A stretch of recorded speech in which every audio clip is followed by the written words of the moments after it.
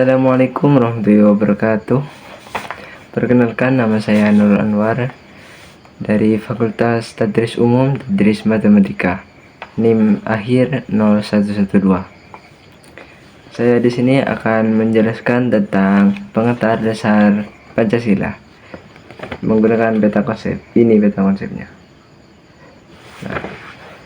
Saya akan menjelaskan satu persatu tentang beta konsep ini. Yang di tengah gambar Pancasila. Ini sebagai lambang dari pengantar dasar Pancasila. Karena ini sebagai logo Pancasila di negara kita. Nah, di sini ada berbagai macam gambar yang lain, yaitu buku, ada cincin, kaca besar, dan candi. Nah, saya akan menjelaskan tentang ini cincin. Cincin ini merupakan pengertian Pancasila. Kenapa disebut pengertian Pancasila? Karena cincin melambangkan pengertian. Pengertian Pancasila. Pancasila adalah dasar filsafat negara Indonesia, sebagaimana tercantum dalam pembukaan Undang-Undang 1945. Oleh karena itu, setiap warga negara Indonesia harus mempelajari, mendalami, menghayati, dan mengamalkan dalam segala bidang kehidupan. Pancasila merupakan warisan luar biasa dari pendiri bangsa yang mengacu kepada nilai-nilai luhur. Nilai-nilai luhur yang menjadi panutan hidup. Jadi, Pancasila adalah merupakan sebuah warisan yang ditinggalkan dari para leluhur kita untuk kita sebagai pegangan dalam menjalani kehidupan sehari-hari. Nah, selanjutnya ini buku. Kenapa saya mengambil simbol buku? Karena ini mengacu pada pendidikan.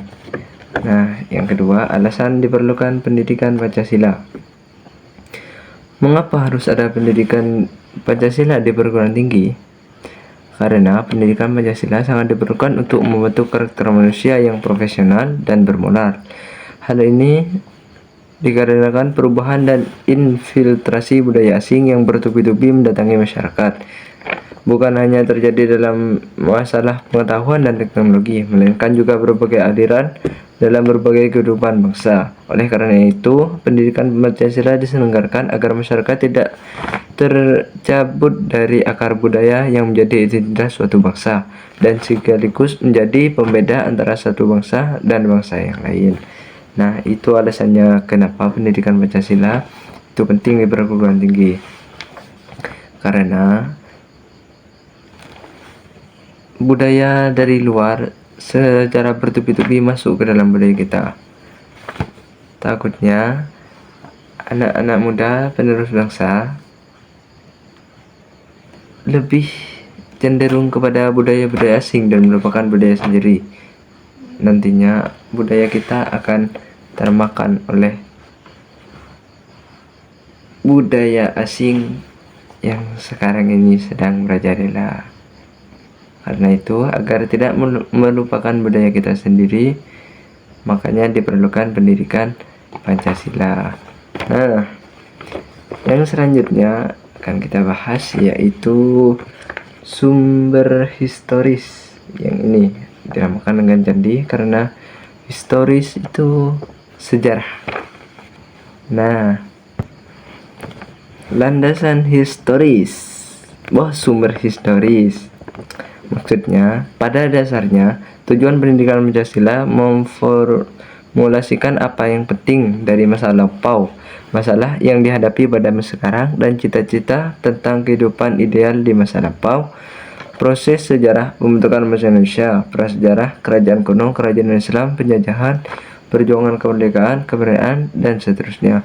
Sejarah perumusan Pancasila, dasar negara sejak BPI sampai dengan sekarang.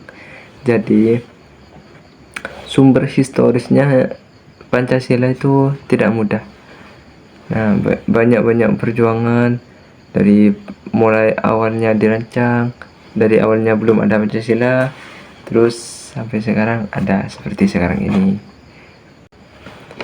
Nah, yang selanjutnya akan kita bahas yang ini, kaca pembesar. Nah, kenapa diambil kaca pembesar? Karena nilai Pancasila yang bersifat objektif.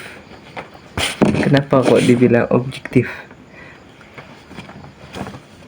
Kita harus tahu dulu objektif itu apa. Objektif adalah Pancasila memiliki sifat universal. Nilai Pancasila akan tetap terkandung dalam setiap lapisan kehidupan warga negara Indonesia. Pancasila adalah dasar hukum dan peraturan yang berlaku di Indonesia. Nilai-nilai Pancasila yang bersifat objektif adalah: yang pertama, rumusan dari sila-sila Pancasila itu memiliki makna yang terdalam, menunjukkan adanya sifat-sifat yang umum atau universal dan abstrak karena merupakan suatu nilai.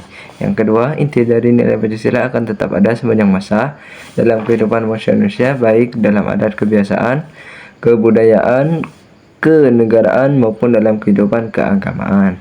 Yang terakhir, Pancasila yang terkandung dalam pembukaan Undang-Undang 1945 sebagai pokok kaidah negara yang mendasar sehingga merupakan sumber dari segala sumber hukum di Indonesia. Nah, segitu saja penjelasan saya tentang pengantar dasar Pancasila. Mohon maaf yang sebesar-besarnya apabila ada salah kata atau salah pengucapan. Terima kasih. Wassalamualaikum warahmatullahi wabarakatuh.